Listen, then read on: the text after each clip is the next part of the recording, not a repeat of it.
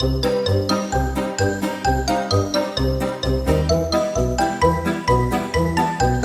मेरे भाई, इंतजार करने वालों को उतना ही मिलता है जितना कोशिश करने वाले छोड़ देते हैं।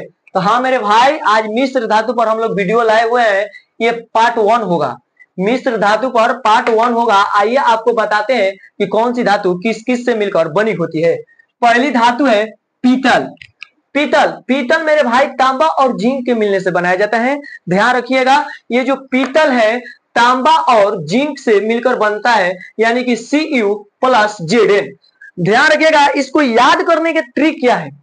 पिताजी, ट्रिक है पिताजी। पी से पीतल, पी से पीतल, ता से तांबा और जी से जिंक। तो मेरे भाई हमको लगता है कि आप आसानी से सीख गए होंगे कि पीतल जो मिश्र धातु है तांबा और जिंक Cu प्लस Zn। आपसे एग्जामिनर तांबा और जिंक ना लिखकर Cu प्लस Zn भी लिखेगा, तो आप इस बात को जरूर ध्यान रखिएगा। दूसरा है कांसा। कांसा मेरे भाई ये कॉपर और टिन के मिलने से बनता है। ध्यान रखिएगा, ये कांसा जो है कॉपर और टिन के मिलने से बनता है, यानी कि Cu plus Sn। Cu plus Sn।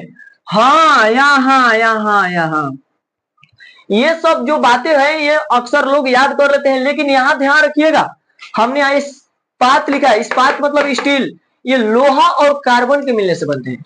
ये इस्पात जो है लोहा और कार्बन के मिलने से बनता है। और यहाँ पर भी ध्यान रखिएगा मेरे भाई, स्टेनलेस स्टील।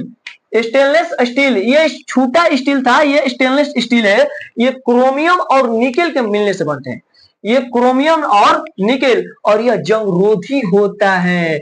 सबसे मेन मुद्दा तो यहीं पर है, यह जंगरोधी होता है और क्रोमियम और निकेल के मिलने से बनता है स्टेनलेस स्टील। लेकिन छोटा अगर इस्पात या स्टील का है तो लोहा और कार्बन लगा देंगे।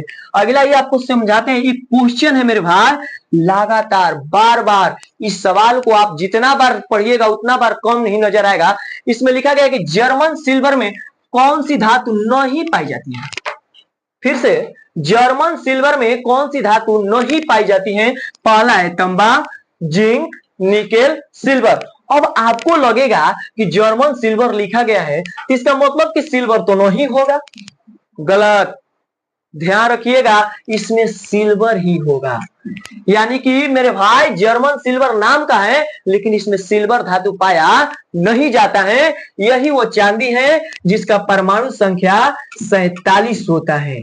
कितना होता है मेरे भाई? 47 होता है। और ये जो अम्ल गम्ल है, ये पारे Hg का ये मिश्र धातु है। और यही पारा मेरे भाई कमरे के ताप पर द्रव अवस्था में पाया जाता है। अगर आपसे सवाल पूछी जाएगी कि बताइए कौन ऐसा धातु है जो कमरे के ताप पर द्रव अवस्था में पाया जाता है, तो आप लगा देंगे पारा, यानी कि Hg। इसको मरकरी भी बोला जाता है। इस बात को भी नोट कर लीजिएगा मेरे भाई, कॉपी कलम निकाल लीजिए और इस बात को भी नोट कर लीजिए कि इसको मरकरी भी बोला जाता है, मरकरी। लेकिन यहीं पर अगर सवाल आपसे बुलाकर पूछ दे कि बताइए कौन ऐसे अधातु हैं जो कमरे के ताप पर द्रव अवस्था में पाई जाती है, तो हो जाएगा मेरे भाई ब्रोमीन। क्या हो जाएगा? ब्रोमीन, जिसका संकेत होता है Br। Br। हाँ तो मेरे भाई ये मिश्र धातु से हमने पार्ट 1 को स्टार्ट किया है और पार्ट 2 में आपको बताएंगे कि धातु क्या होता है और धातु क्या होता है, उप धातु क्या होता है, कैसे धातु को पहचानेंगे, कैसे अधातु को पहचानेंगे और कैसे उप धातु को पहचानेंगे। तो इसके लिए हम नेक्स्ट पार्ट लाएंगे, क्योंकि ये वीडियो लंबा हो जाएगी। और आपका भाई जिस तरीका से आपसे प्रॉमिस किया है कि हर दिन आपको 2 वीडियो अपलोड होगा, तो आगे हम आपको मिलेंगे। इस भाई को, इस चैनल को लाइक कीजिए, सब्सक्राइब कीजिए, शेयर भी कीजिए मेरे भाई। जिस तरीके से अलग सारी वीडियो में आपने प्रेम दुलार दिखाया है, इस भाई को सपोर्ट किया है, उसी उम्मीद के साथ इस वीडियो को भी आप शेयर कीजिए। धन्यवाद।